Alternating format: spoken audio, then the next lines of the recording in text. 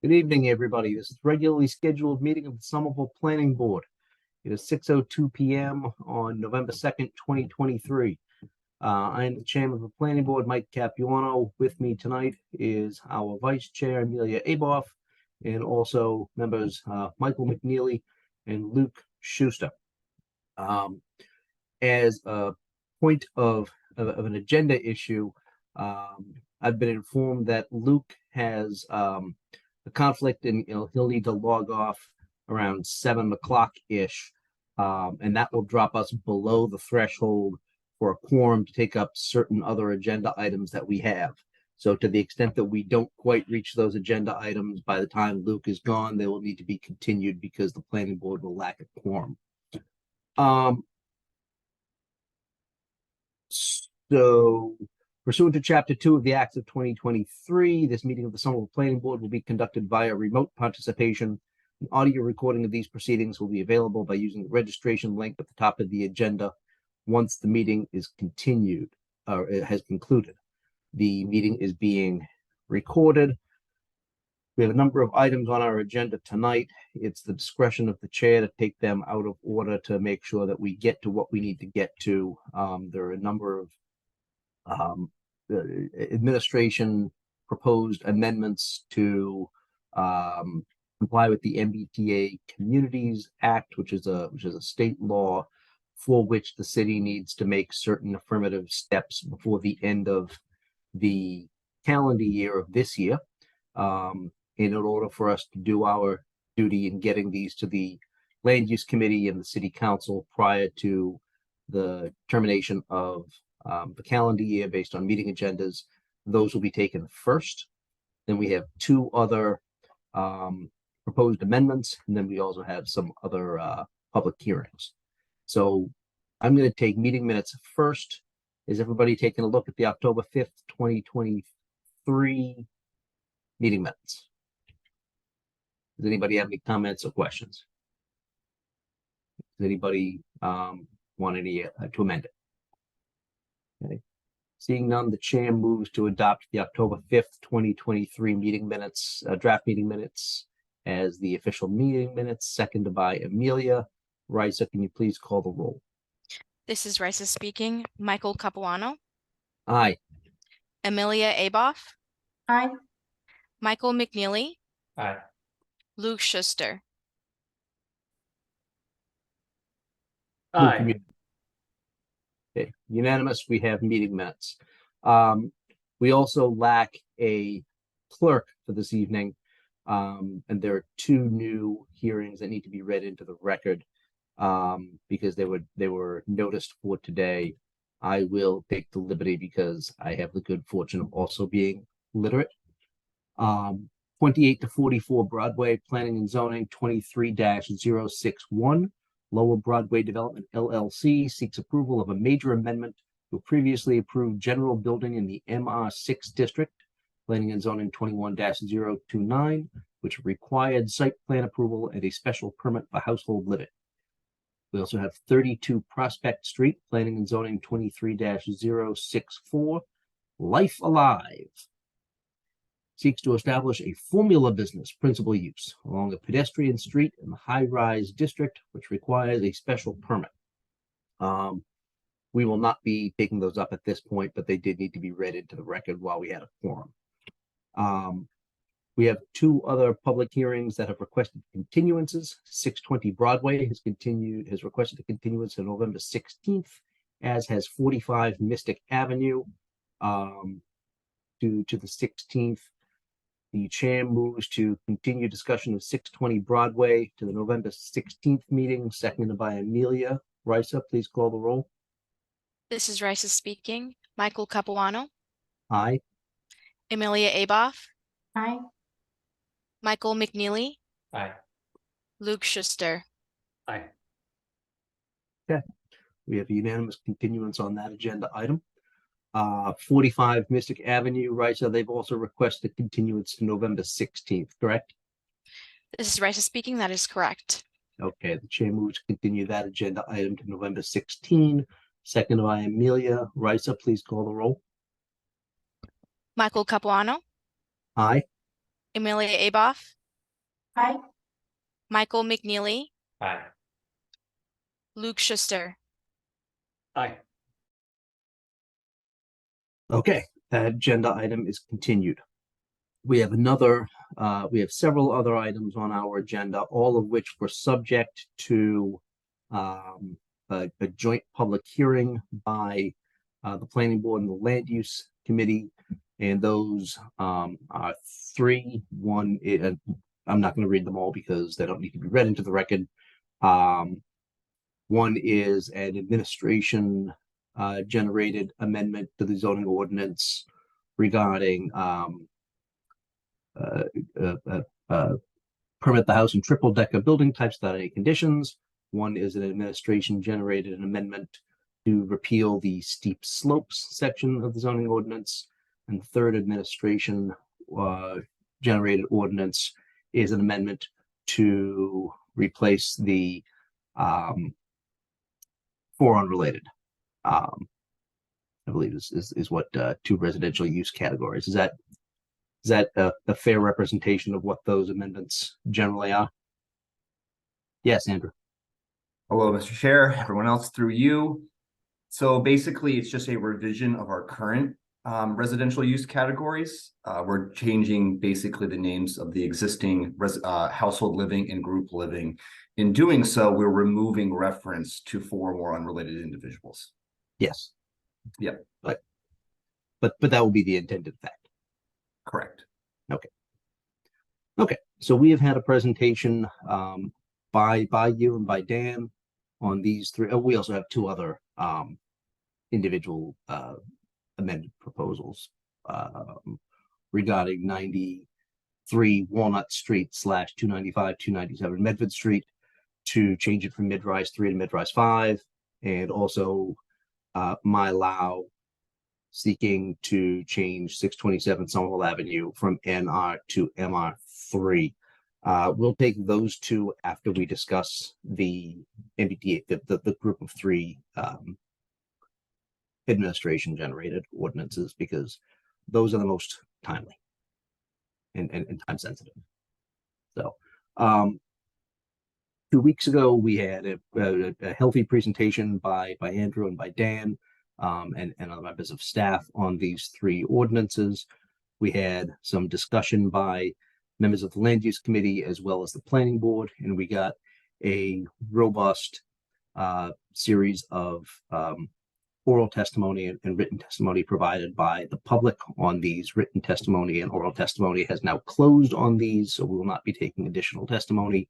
We will instead be restricting this to discussions by and between the planning board with the intention of making a recommendation this evening on these three.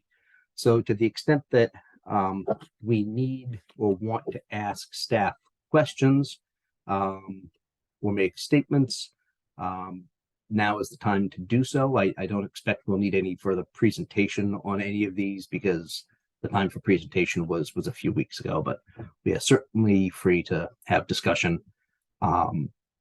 The way I think I want to do this, because they are all related and moving to the same end, I think we should have, unless you disagree, discussion collectively on these.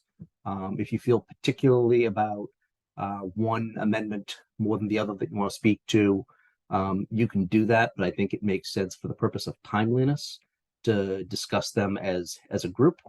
But the votes will have to be individual based on the individual amendments. So I've spoken enough. It should be time for other people. Does somebody want to start discussion on the three, any of the three or all of the three city generated, administration generated proposals? Yes, Michael.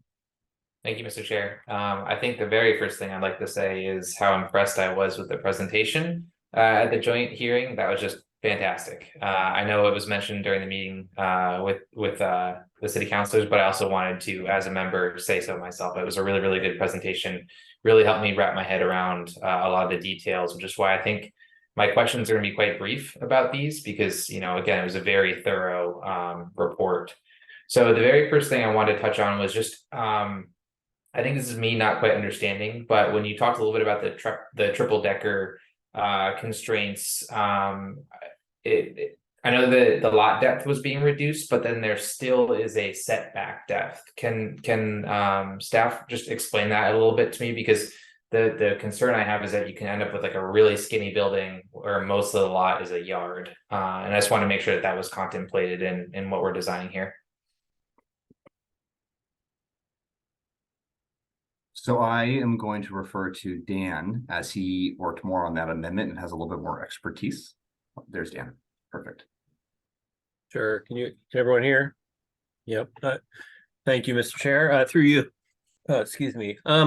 So what still applies, even if you get rid of the lot depth standard, is the minimum front setback, minimum building depth dimensions, minimum rear setback, and the open space and lot coverage standards stay the same. So while you might have a lot that's shallower than whatever the lot depth was for each individual building type, you still have to meet all of those other dimensions. So there's a minimum depth that has to still be achieved for each individual building type, but it's just not that the number that was lot depth was often bigger than what the minimum setbacks were. And if we're comfortable with what our setbacks are, then that indicates that that's excessive lot depth. Not excessive, but I think it was not representative of the lots that we actually have platted across Somerville. More like wishful thinking from the prior zoning ordinance carrying forward into the one that we have today. Okay. That's helpful, thank you. And Mr. Chair, if you don't mind, I think I'd like to continue with one more. I really appreciate the idea of kind of handing off examination of, you know, slope requirements to the technical experts, because at the end of the day, I think if I was really worried about that issue, I would be leaning on the technical experts. I just want to make sure if we do, you know, release control of that overview, that there's kind of guardrails in place. Can you just talk me through how those standards may be updated in the future? Is there, you know, a second layer of oversight to make sure that if those rules are changed, that, you know, there's somebody's kind of, you know, making sure things don't kind of move in a direction that there could be a problem? Because obviously erosion's a big deal, right? Through you, Mr. Chair, I'd have to refer to the municipal code to actually identify the triggers for the site construction permit, but they're significant. Like you can't put a shed on the lot without having to get a site construction permit, because you could alter the stormwater flow on that property. So there's a minimum amount of landscape changes that can, like, there's some exceptions that of small stuff that can get through, but it captures a lot of stuff that would quote unquote be by right across the city and go straight to ISD anyway. So they're already addressing those questions and more in their concern with site construction and what they look at from an engineering perspective. So it's not like we have to trip new things. It's because once they created their own permit, they were always going to pay attention to this anyway. It's just the steep slope special permit kind of preceded their effort to get this permit created in the municipal code. And I think their permit actually covers more stuff because it's not necessarily slope oriented. It's all development gets reviewed from a stormwater management perspective and erosion control, stability, because of the high water table across Somerville. Thank you. That's very helpful. And thank you for highlighting the stormwater. That's obviously just as important as the erosion concern. Mr. Chair, that's all I got for now. I appreciate it. All right, Michael. Luke or Amelia, do either of you want to make any comments or ask any questions? Yes, Amelia. First, I'd like to echo Member McNeely's it was an incredibly well organized presentation of a complex topic last week. So thank you very much for that again.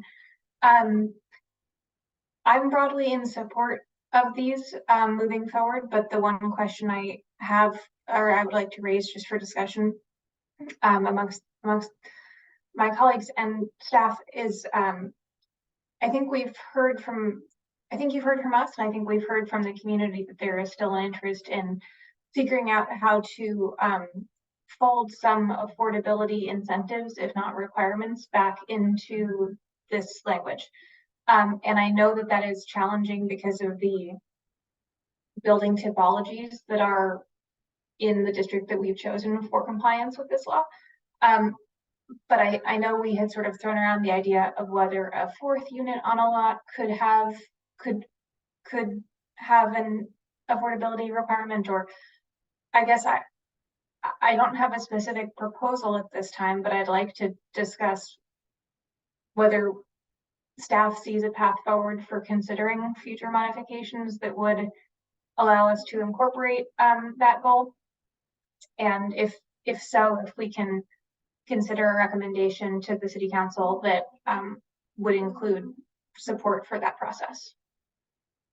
And I say this knowing that there are limits on affordability requirements in the MBTA Communities Act itself, but also knowing that there is a process by which municipalities can appeal to the state with some kind of analysis for the inclusion of the types of affordability requirements they would otherwise have had in place for those communities that have already selected a higher standard. So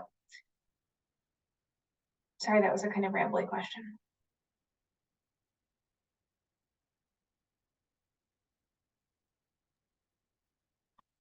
Really, is the question to distill it, as I understand it, is the question, is there a way that we can make a recommendation to find a way to increase an affordability incentive going forward?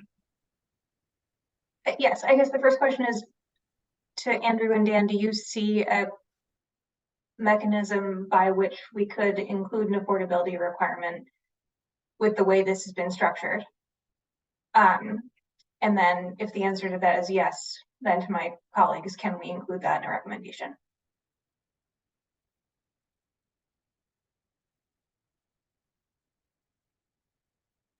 Sorry, I muted myself. Through you, Mr. Chair, is I don't know if Andrew, if you want to follow up with anything, feel free. But the functionally, I think that you could require the fourth unit to have an affordability requirement. It would trigger the need to do the economic development or economic impact analysis, which has a long lead time and is complex to prove that wouldn't stop the development of the entire lot, including the principal structure from a new construction standpoint. The affordability just on the fourth unit has to be analyzed to see if it would have an impact on the rest of the construction. So that would need to be done. I don't think in the context of our current time frame that would be able to be completed in that time. Not that we couldn't move forward if there was an interest in that's really only a backyard cottage unit coming into existence, I guess. In theory, that fourth unit could express itself anywhere on that property. You can see I'm just kind of like spitballing thinking this through while we're here. Yeah, I'm sorry to put you on the spot, but I completely understand that it's not something that can be incorporated in this round. But I guess I'd just like to voice, the existing standards that we have reached as a city regarding affordable housing are something that I think we have a lot of buy-in for from all levels of government and from the community, and the extent to which we can vote to approve this now, but with the understanding that we will pursue that economic feasibility analysis at some point in the coming year or years to see if we can recapture that spirit in this large swath of the city. I think that would be beneficial and desirable.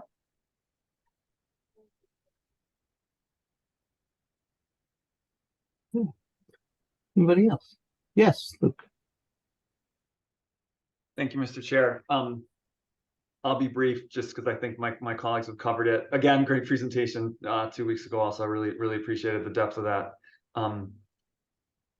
I'm generally really supportive of this. You know, I shared when we as a planning board spoke about this probably a month ago now for the first time, you know, I shared a bunch of my thoughts around why Somerville being a good faith contributor to this, our regional housing needs, and doing it through this new regional approach feels really important to me. So I'm glad we're doing it, and I've really appreciated the mayors and the planning team's initiative to put together what feels like a smart, thoughtful, responsible plan. I also just like that, you know, maybe it's largely symbolic, but I really do like this sort of symbolic idea of being able to say as my phone rings, I apologize.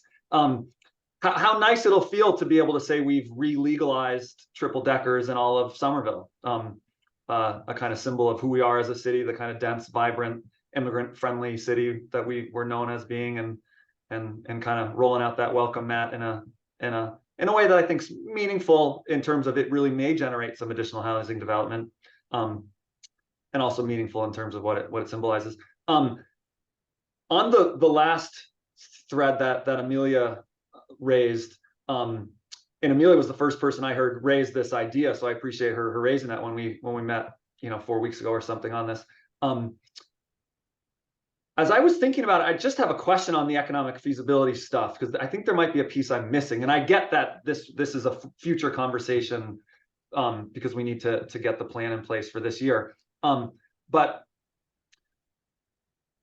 if it were designed as a density bonus, so the baseline is 3 units as of right, and then say a 4th unit you could only do if it was affordable, I don't quite understand why an economic feasibility study would even matter, because say it didn't generate any extra units, you're just still back to what we are doing anyway.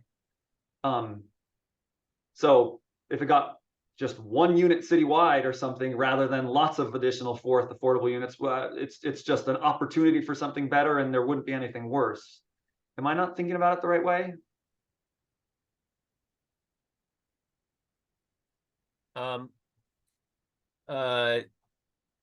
I think the logic is sound, except that the only thing I can tell you is that having affordability requirement triggers the need to produce this research for the state. There might be some nuance in that, but not that I know of.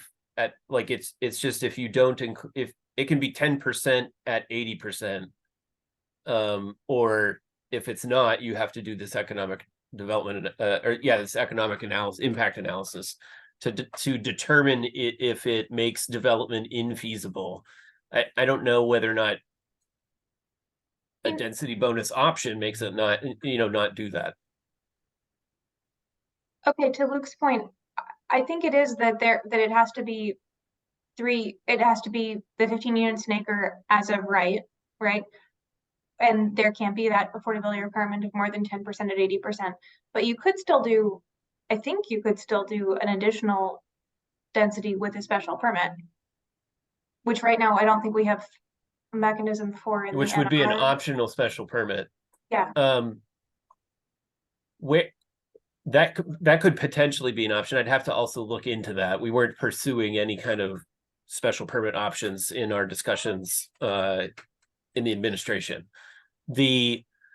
I think one thing that we're all highlighting here, I kind of touched on at the end of our presentation, in that the current proposal creates a good baseline to then operate from a planning perspective and a zoning perspective in moving forward, because it makes so much of the NR zoning district compliant with those standards that we can then continue to plan the rest of the city, right? I think that's how I phrased it, like that.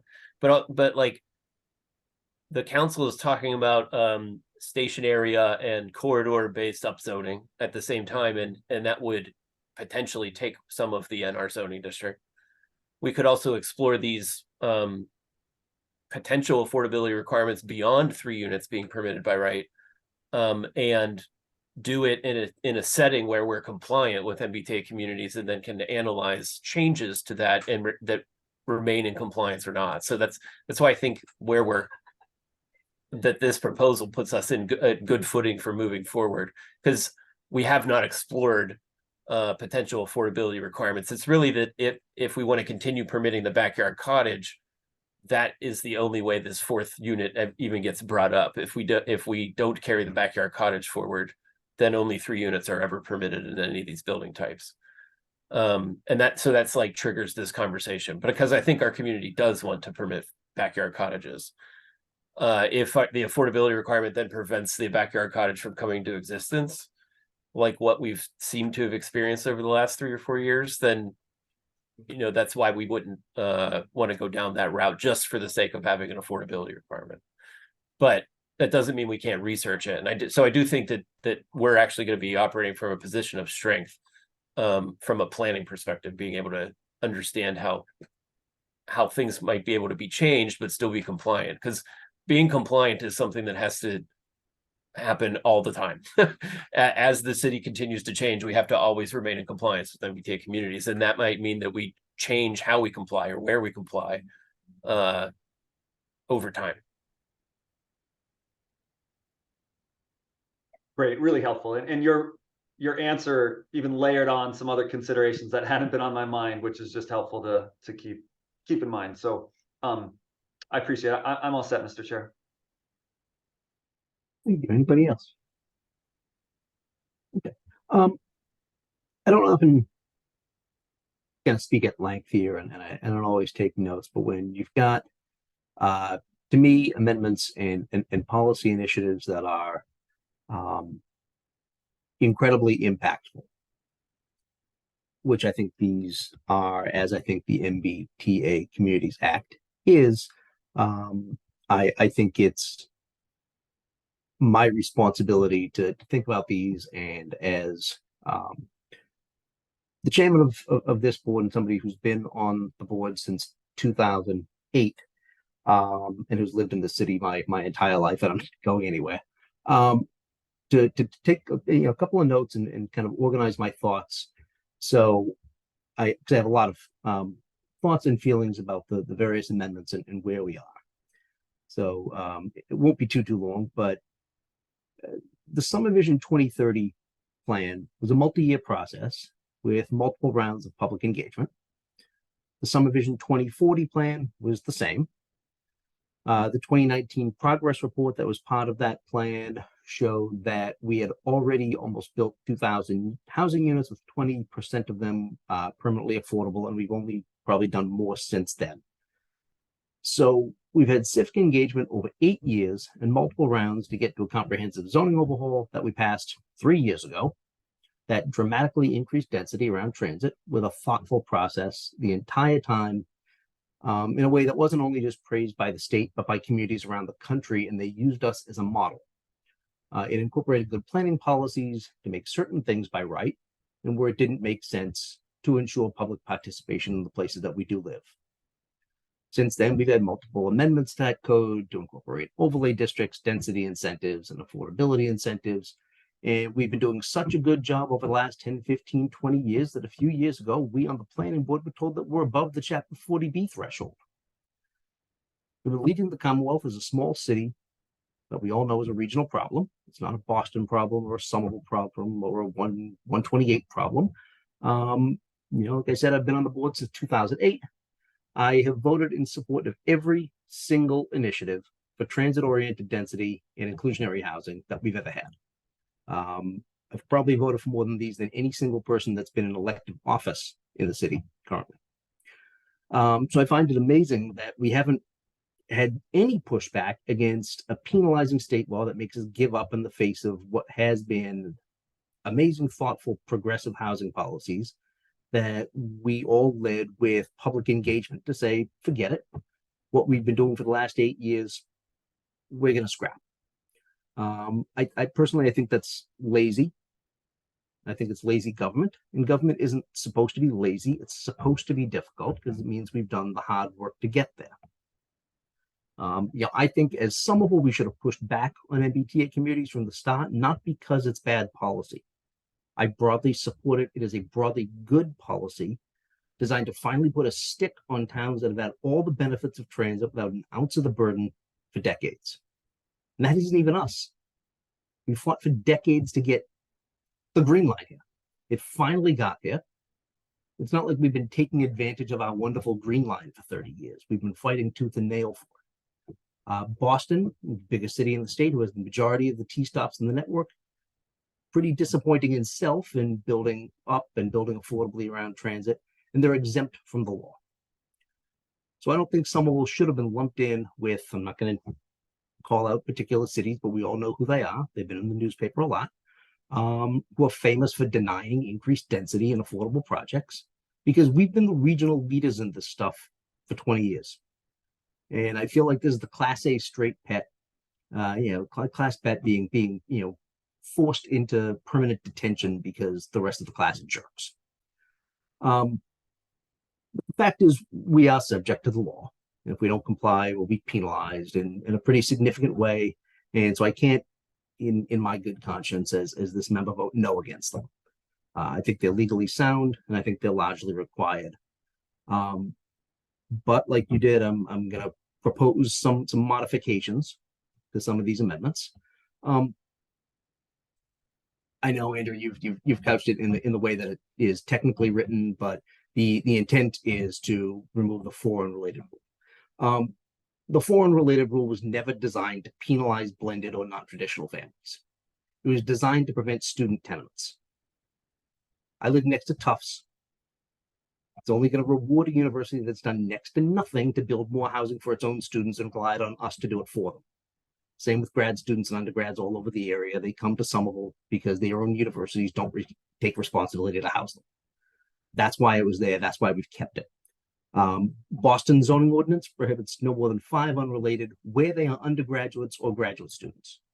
And if we're going to remove this provision, I think we look at doing something similar. Being a student is not a protected class. I don't want to give slumlords the rights to pack their apartments with college kids.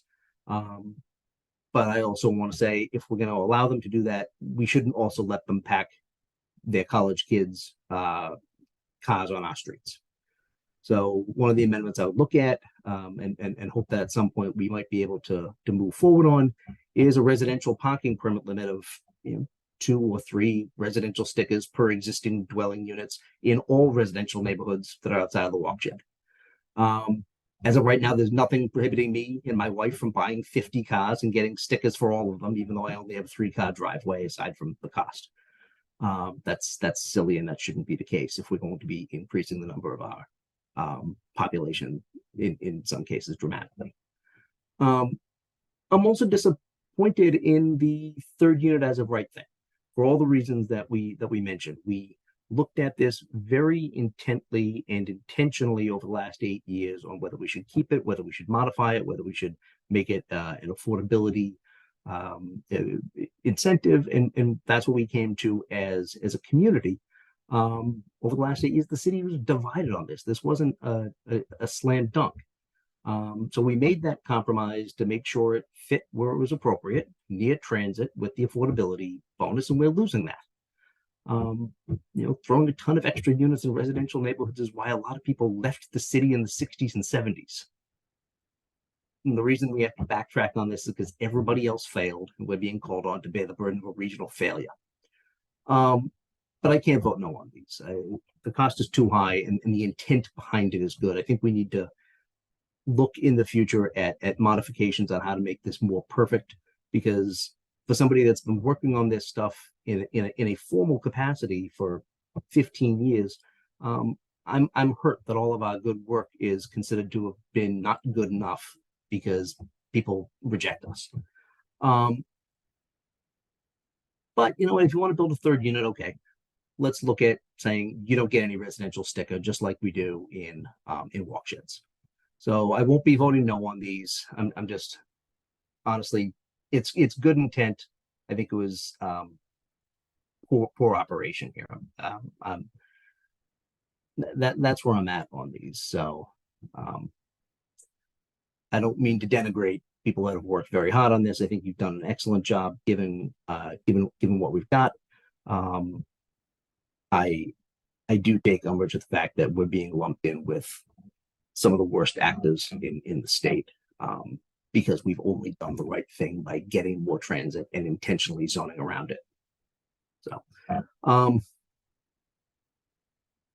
That's where I am. So I think it is, unless anybody else has any comments or questions, I think it is time to move forward on these. Seeing none, I'm going to take a look here on my little cheat sheet on where we're going forward. So we are going to have to take 3 votes because they are 3 different amendments. So on the first one, it is Mayor Ballantyne requesting ordainment and an amendment of some zoning ordinances, sections 3.1. Oh, first of all, before we move forward, does anybody have objections to incorporating a summary of our commentary and our suggestions to the Land Use Committee as we traditionally do? Mr. Chair, I have no objection to that, and I just want to say I think your idea that this change merits a broader conversation about parking is a valid one.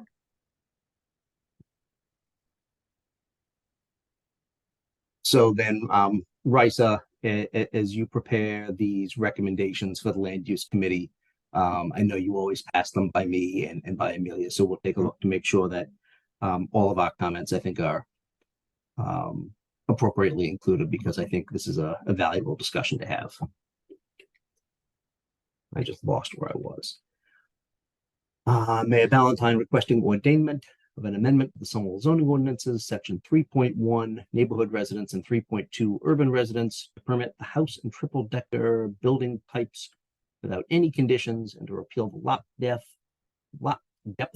dwelling units per lot and development benefits requirements. The chair moves to recommend adoption of that proposed amendment, seconded by Amelia. Risa, can you please call the roll? This is Risa speaking. Amelia Aboff, Aye. Michael McNeely, Aye. Luke Schuster, Aye. Michael Capuano. The chair votes present. This passes. Mayor Ballantyne requesting ordainment of an amendment to the zoning ordinance to repeal section 10.9, steep slopes. Chair moves to recommend adoption of this amendment to the Land Use Committee, seconded by Amelia. Risa, could you please call the roll? Amelia Aboff, Aye. Michael McNeely, Aye. Luke Schuster, Aye. Michael Capuano. The chair votes present. Next is Mayor Ballantyne requesting ordainment, and that passes. Requesting ordainment of an amendment to the Somerville zoning ordinances to replace the text of section 9.1.11, residential use categories, and revise table 9.1.1, permitted uses, and the corresponding permitted use table of each zoning district in accordance with changes to table 9.1.1 to replace the 2 residential use categories. The chair moves to recommend adoption of this amendment, seconded by Amelia. Risa, please call the roll. This is Risa speaking. Amelia Aboff, Aye. Michael McNeely, Aye. Luke Schuster, Aye. Michael Capuano. The chair votes present. That passes and is recommended for adoption. Thank you all very much. I think this is obviously a good step forward, and I think we can only make it better. So thank you all for your input and your thoughts and your questions, and to staff, all of your very hard work over the last year.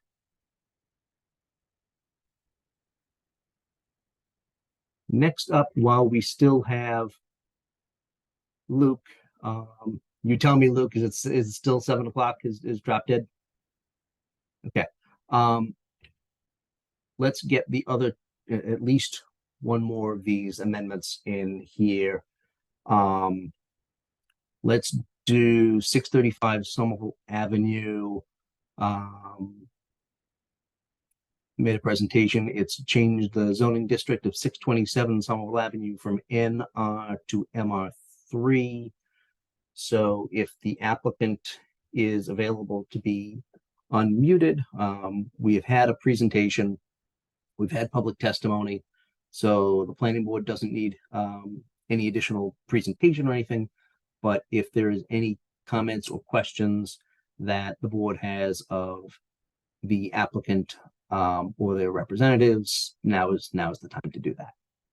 So, Raisa, can you make sure that this applicant and their representatives are available to join the discussion, please? This is Raisa speaking. I do see Jennifer Schultz hand raised. Mhm. Jennifer, you should be unmuted and able to speak on your end. Hi there, can you hear me? Yes, thank you. Great. Yes, happy to answer questions or be helpful if I can. Thank you, Mr. Chairman. Okay. Like to see if any of my colleagues have any comments or questions of you at this time.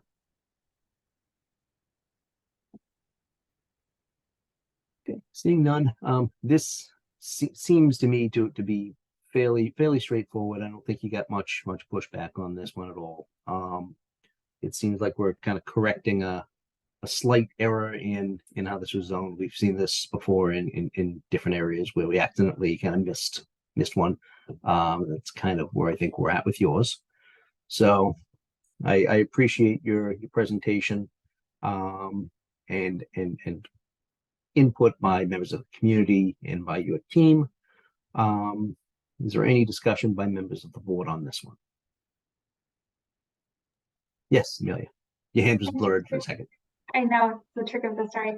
I think that Dan Bartman may have signed off, but I'm still interested in the answer to the question that I raised at the joint hearing about whether the fact that the street at the backside of the property is a private way ameliorates any of the setback issues that were raised during the initial presentation.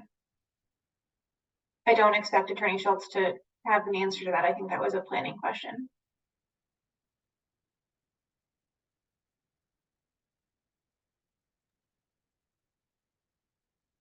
Is anyone on staff available to answer Amelia's question? Mr. Chair, Anders.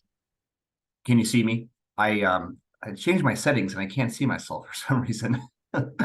Amelia, you don't mind if you could just repeat the question one more time, please? Of course. A lot of the applicant's struggles seem to be coming from different setback requirements from the street on the back side of the property. And I believe that is I'm sorry, I don't have it in front of me, but I believe it is a private way rather than a city street. And I was just looking for clarification that the same set of standards did apply to that street because it's an unusual condition. And I wanted to make sure I fully understood what we were looking at here. Sure, absolutely. Through you, Mr. Chair. We can, of course, confirm with ISD, but to my, I believe that the zoning ordinance is agnostic to the street type when it comes to dimensional standards, such as setbacks. So in this case, the same setbacks would apply to a private way, like or a public street, for example. And Dan, do you want to chime in and confirm if that is correct or not? I just got back in, so I didn't hear any of that. The question was if the setback requirements apply the same to a private way that compared to a regular street. The requirements. Yes, the answer is yes. It's agnostic to ownership. Thank you so much for confirming. I appreciate it.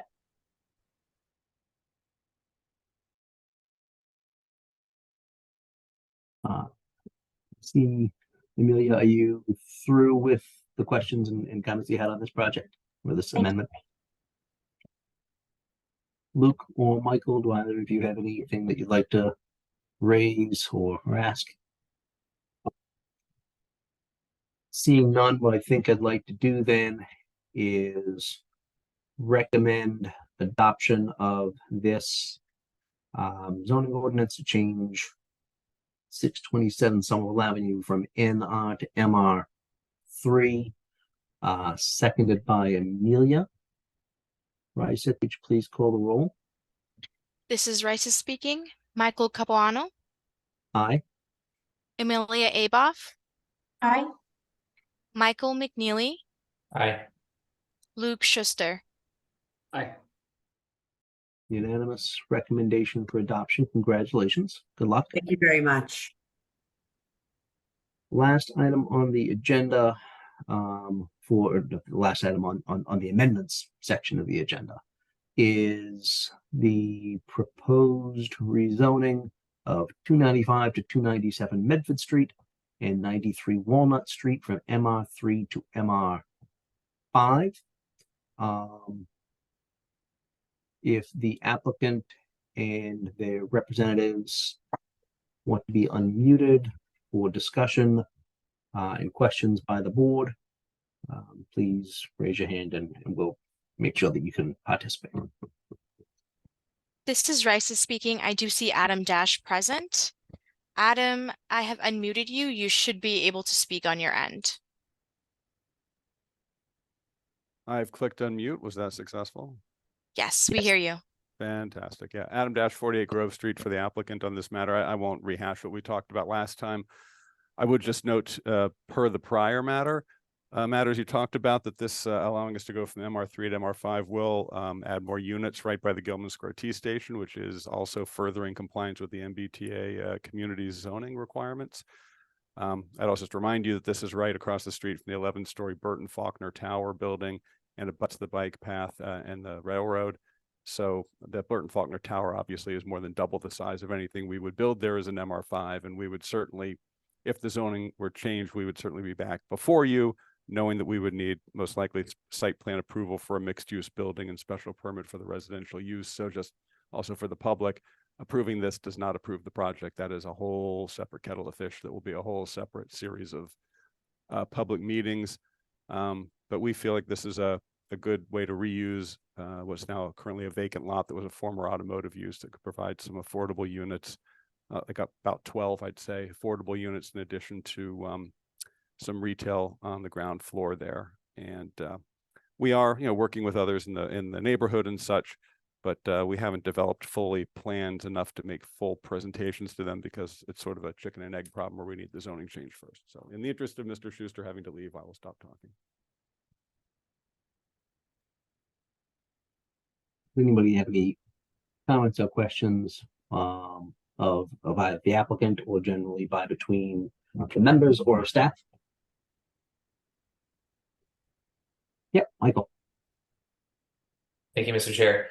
At some point in time during the hearing, I recall the applicant describing the fact that this used to have 4-story allowance that then got reduced down to 3, that they'd be totally comfortable with 4 stories. Can the applicant explain to me a little bit in the logic of, looking for MR5 as opposed to MR4 in this application?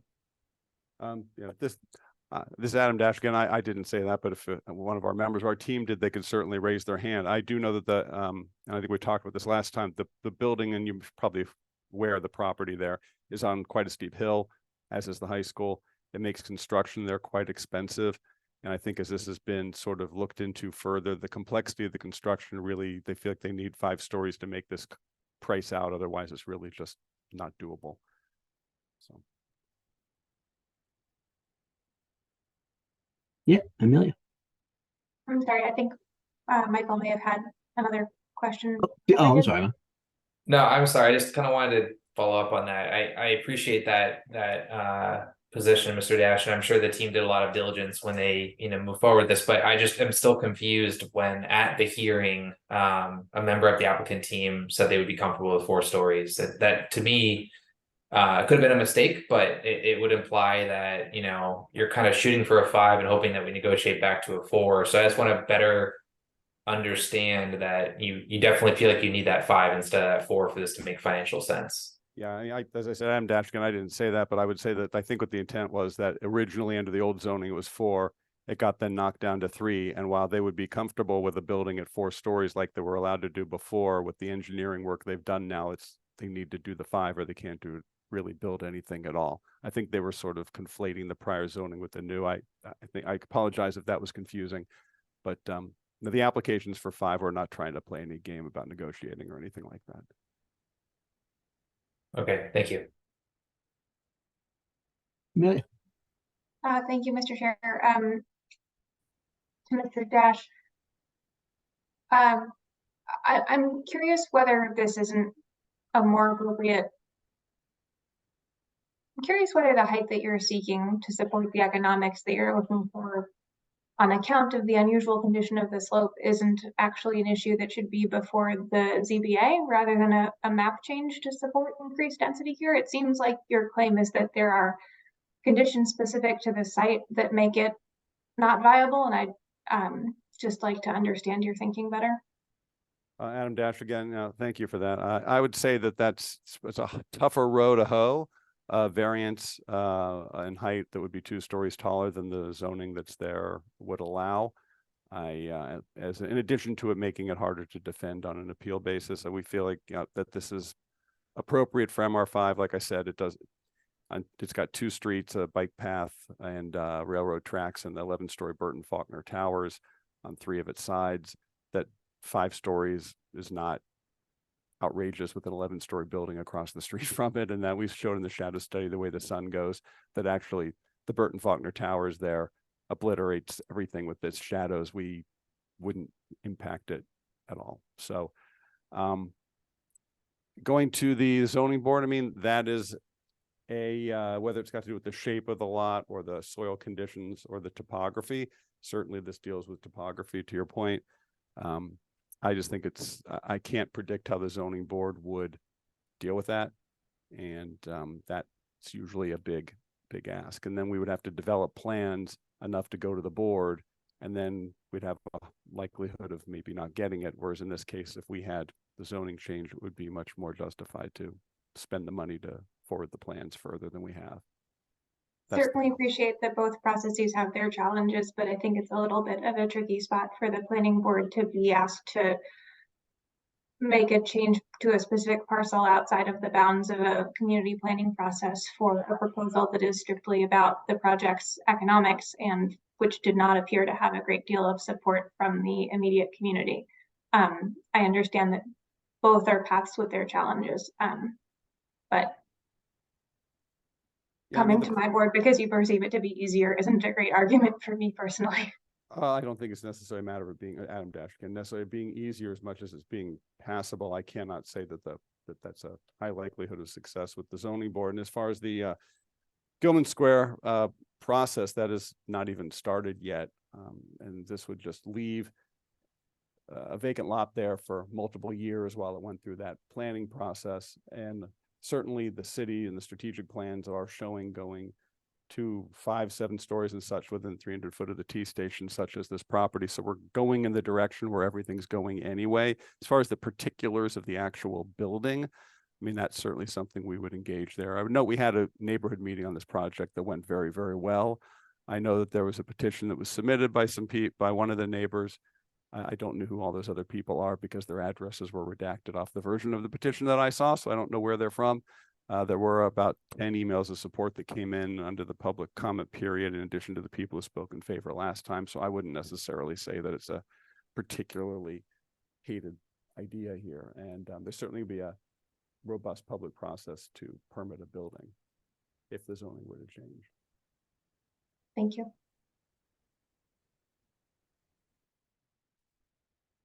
Do you have anything you'd like to add to this one? I'll just say, oh, sorry. No. Sorry, Mr. I will be so quick, and I'm the one who's Yeah. giving us the time crunch. The process concerns seem real to me, and I appreciate all these considerations. I'm trying to focus on the end of the day. Do I think 5 stories fits in this parcel? And I feel like it does, so I'm inclined to support for that reason. Okay. I will add very quick commentary on my thoughts here.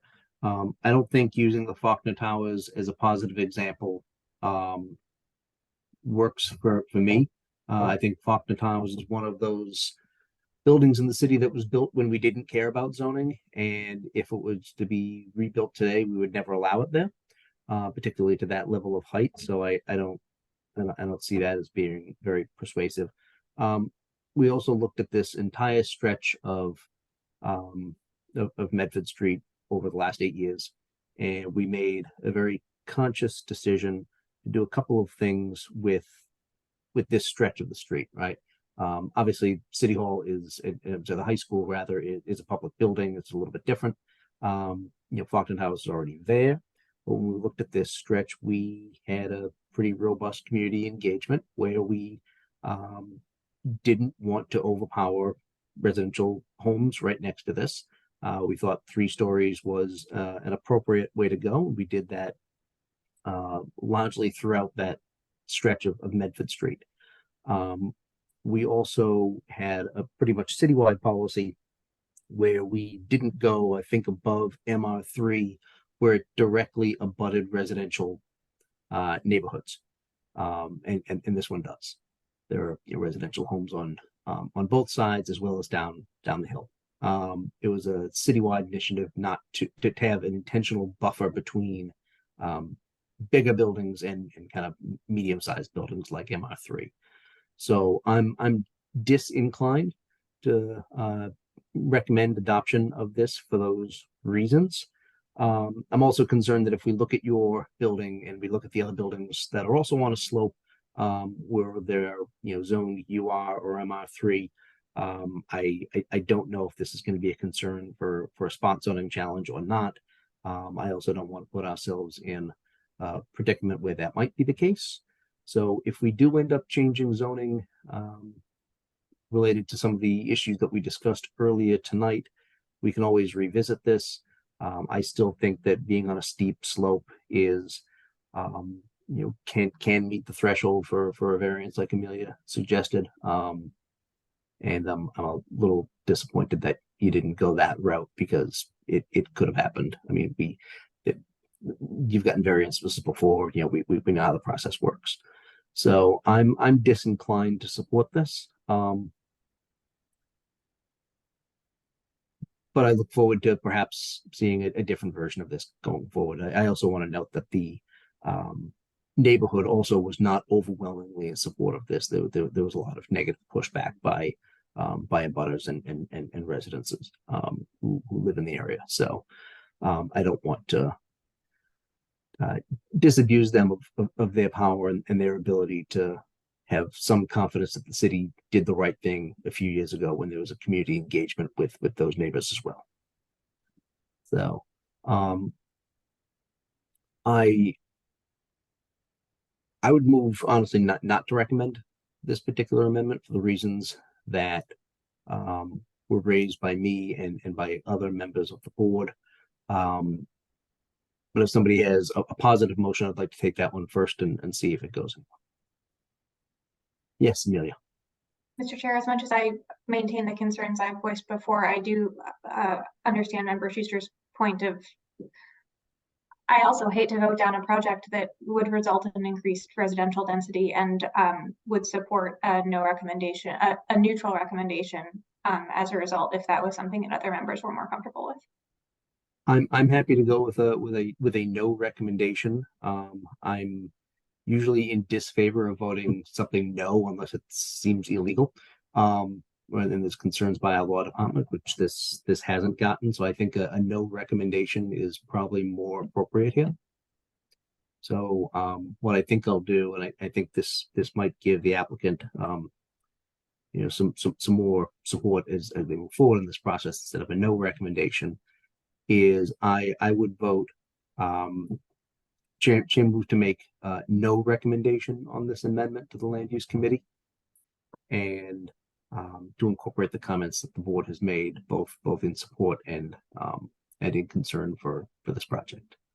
Seconded by Amelia. Raisa, could you please call the roll? This is Raisa speaking. Michael Capuano. Aye. Amelia Aboff. Aye. Michael McNeely. Aye. Luke Schuster. Aye. Okay. We have a unanimous neutral recommendation of no recommendation to the Land Use Committee. I want to thank everybody for a great discussion on these tonight. This is why we exist as a board, to have these kinds of discussions and come to some sort of a consensus at some point, we hope, and make the city a better place. That's why we're here. So, Luke, if you think you need to bounce. I do. I hate to, I'm really sorry. And sorry for rushing the last conversation. Thanks, everybody. No, don't worry about it. The fact that you're not already at Logan is making me lose even more here. Okay, the planning board now has 3 members present. The only other items on our agenda tonight, or the only other agenda item, because we only take 6, both of them would require a quorum of 4. A quorum no longer exists.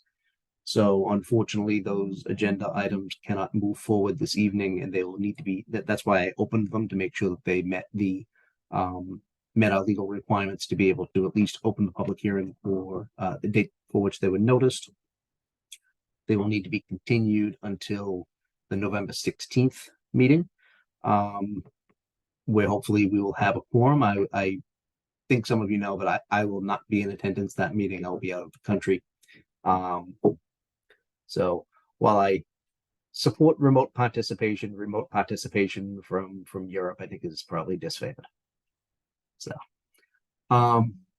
with that in mind, I would like to, we can continue with less than 4.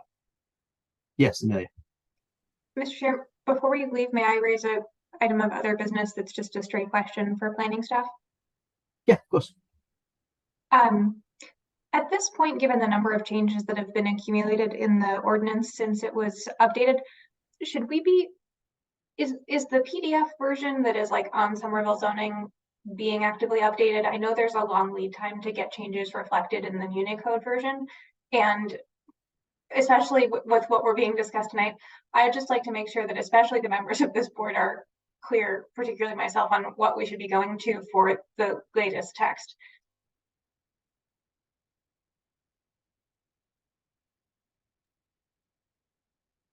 Hello, Andrew Graminsky again. Yes, I'm sorry, I was muted. I was trying to. That's okay. Through you, Mr. Chair, to Vice Chair Aboff. So you are correct. Unfortunately, we have not been updating somervillezoning.com because we're in the process of transitioning to Encode Plus platform, which I know we may have given you updates in the past as we try to move towards that more unified system, where we'll have like a integrated GIS and we'll have updated amendments that will be on that platform. I can't provide a full update on there because we're not fully there yet. However, if you want to make sure you get all up-to-date amendments, Municode is the place to go at this point. Unfortunately, they're just the amendments that are actually not in the actual code itself on Municode. They're just listed as the individual amendment items. So I will just refer you to go there to make sure you're up to date and just keep track of those amendments. And if I may, do we have a sense of the timeline for the transition to the new platform? You know, I believe unfortunately Dan left. I'm not sure if he's still here. I don't, unfortunately, as I haven't been involved with the administrative end of that, but I believe we're getting close. It's just some fine tuning at this point. I will check back with Dan in leadership, and maybe, you know, next meeting, we can provide you with a better update, or via email, whatever you would like. Not a big deal, just realizing that there's now, it feels like a critical mass of small changes that have been made. A lot, you're right. So we are eager to, you know, hopefully get that started soon. So it's more centralized and we don't have to deal with the system we've been living in, unfortunately. Good question. Thank you so much. Yeah. Thank you, Mr. Chair. Thank you, Mr. Chair. This is Rice speaking. I also wanted to add, once we have confirmed exactly when it will come into play, I can send an email updating the board. Thank you. What I'd like to do now, because we have 3 members and continuance can actually be made by 1 member. I'd like to move to continue 32 Prospect Street to the November 16th meeting, seconded by Amelia. Raisa, please call the roll. This is Rice speaking. Michael Capuano. Aye. Amelia Aboff. Aye. Michael McNeely. Aye. Okay, that is continued. The next is 28 to 44 Broadway. Chair moves to continue that to November 16, seconded by Amelia. Raisa, please call the roll. Michael Capuano. Aye. Amelia Aboff, Aye. Michael McNeely. Aye. That agenda item is continued as well. I do not believe there is any other business before the planning board tonight. No, I don't think there is. Right, so I'm not missing anything, right? This is Risa speaking. We do not. Okay. And in that case, the chair moves to, for the public's benefit, the next regularly scheduled meeting of the planning board will be November 16. Keep an eye out for what that agenda will entail, because it may have all of these continued cases, perhaps fewer. So chair moves to adjourn, seconded by Amelia. Roll call vote, please.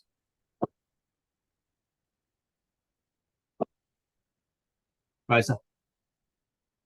This is Risa speaking. Michael Capuano, Aye.